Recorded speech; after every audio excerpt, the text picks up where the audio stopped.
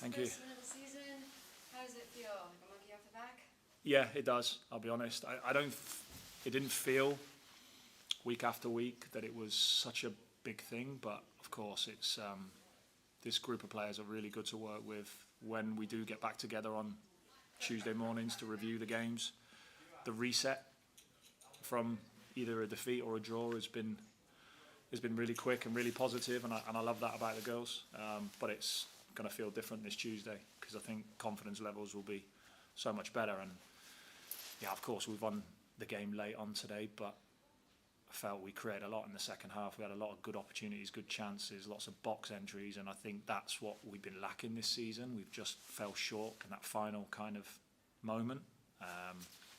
So yeah, really pleased for the players and for everyone connected, because we know we've still got a lot of work to do.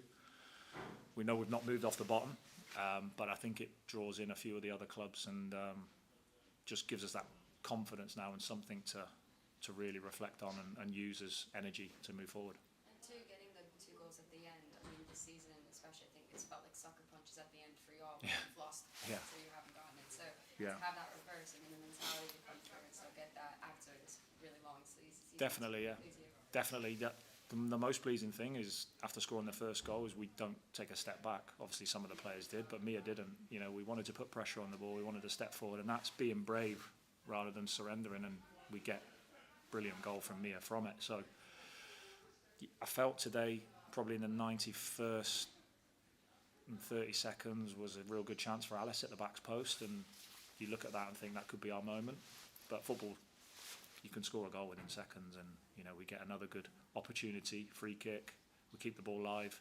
Mia does really well getting across the near post, so it's just great for everyone to feel that today, because we've been through a lot, you know, on and off the pitch. It's been really, really tough, and it's just really nice to be able to come together as a group today. And they're an upbeat group, they really are, but today just feels like really nice, and there'd be a lot of relief.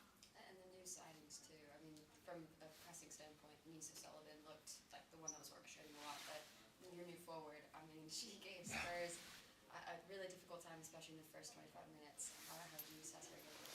Yeah, they did. They both did well. I mean, I think, you know, it's difficult. Although Denise had a brief spell for Brighton in the WSL years ago, she's very much been playing the American way of a lot of height, a lot of running, a lot of transition.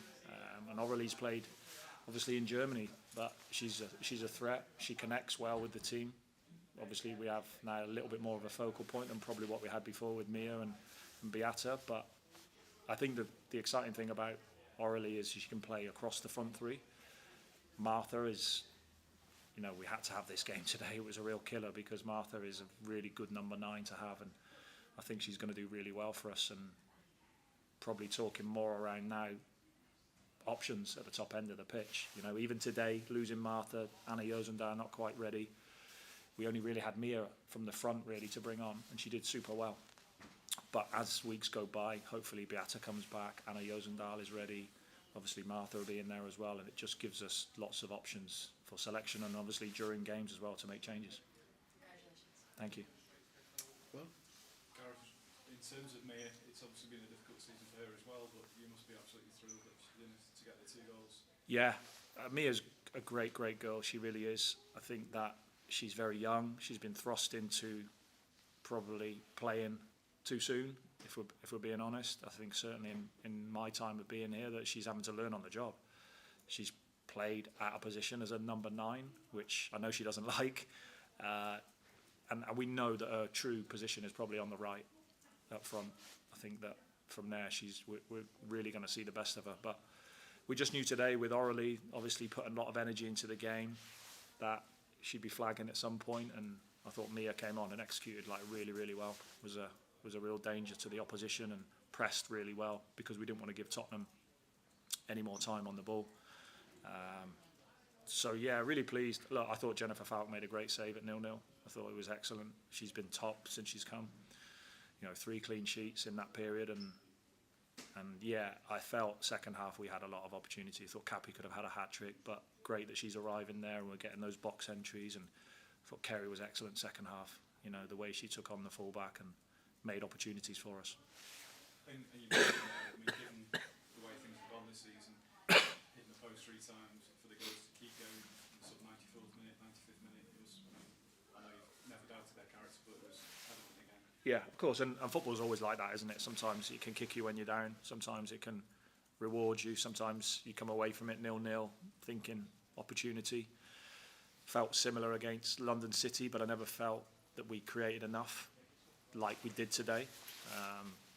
You know, that's against a good Tottenham team who are well coached by Martin. So, yeah, really pleasing. You know, of course, we've still got a lot of work to do, but that gives us real confidence going into this next period. And you mentioned Jennifer. I believe she's the first Liverpool goalkeeper ever to keep 3 clean sheets in the first 3 games. Wow, really? And I think you restrict them to one shot on target. That counts actually. So, yeah.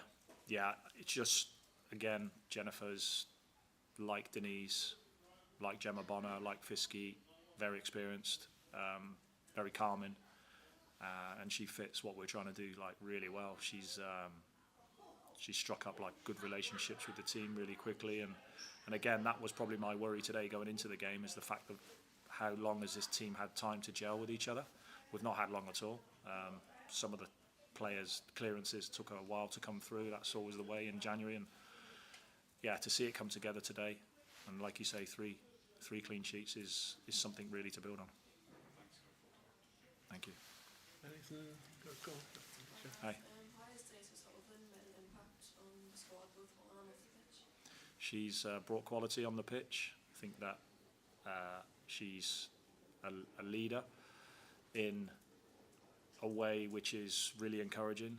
She's very encouraging to players, particularly the young players. She leads by example. She's not a shouter and a baller. She's a quiet kind of motivator. And yeah, I think that off the pitch, she's just great to work with. She really is. You know, you can tell her exactly what you want from her, and she brings it. If she's not sure, she'll ask questions. So yeah, I think that's quite a tough game for her to go into today, because Tottenham trying to overload the midfield, and they did it well at times. And we were like at times a little bit half a yard off on our pressing, but we'll improve, and she will improve being with us as well. And I think she's a really good addition. I think that getting that amount of experience in the January window, it's that they're like kind of few and far between, the likes of Falk, the likes of Denise. So we're really pleased to have them. Gareth, the game plan today, do you think you actually surprised Tottenham in the way that you set up? We knew that well, firstly, I think we knew what Tottenham were going to do. They're very good at how they try to build up in overloading the midfield areas. It looks very similar from their goal kicks to their actual build-up play, and they do it well. You know, Gaupset's a top player. They were a little bit loose, obviously, when they broke through that. I thought that they were a bit wasteful in passes going astray, because they could have punished us a little bit more. They're a good team. Sometimes teams have the right to break your press. Felt in terms of the way we built, they're very aggressive, wanting to jump. We had to probably be a bit more direct than we would usually be, just because they were so aggressive that they can't cover all of the spaces. So if they really come to you this way, you know the spaces are beyond. And I think, yeah, having Orally there today, Alice, Kerry Holland, you've got powerful and quick players there who are really capable of hurting oppositions when they want to try and do that. Obviously, if you don't have that profile of player, it's really hard to play in beyond. And again, Jennifer is great at recognising when to play short and when to play long. Lastly, of course, they're very good going forward, have been all season. You kept them to just one shot on target today. Must be very pleased defensively. It was an all-round good performance. Yeah. When we get it right, that's the difference. You know, we restricted Chelsea to one shot on target when we drew 1-1 in the league with them here. We weren't able to do it in the cup. You know, so it's always fine margins as to you being like really tough to beat and tough to score against, over sometimes a little bit easier, and we just need to improve that consistency, that's all. That's Chris. Steve, did you have one at the back? Yeah, you mentioned the transfer window. Are you still looking at bringing more players in? I'd love to. I'd love to, I really would. There is one more I would like to do. The reality of it is probably more likely to be summer. But yeah, I think you just have to factor in. I was talking with Martin before the game, and they're going to lose players in the Asia Cup. The proposition you have to put to the club is like you're asking for players who are going to be effectively there for 2 games. So the Asia Cup, we're going to lose Risa and Fuka for Leicester home, Brighton away, big games. and it does leave us a little bit short, particularly in midfield. But so yeah, I'm pushing my boss, but you know, he's probably saying we've had a decent window here, which is true, but coaches are always pushing for more, always impatient, always want to speed up the process of where you want to get to, and I think we're all of the understanding that it's going to take us a few windows to get the team where we need to get it. Yeah, like I say, you just want to speed that up sometimes. Everyone happy? I know I am. Thank you very Cheers, much. guys. Thanks a lot. Thank you.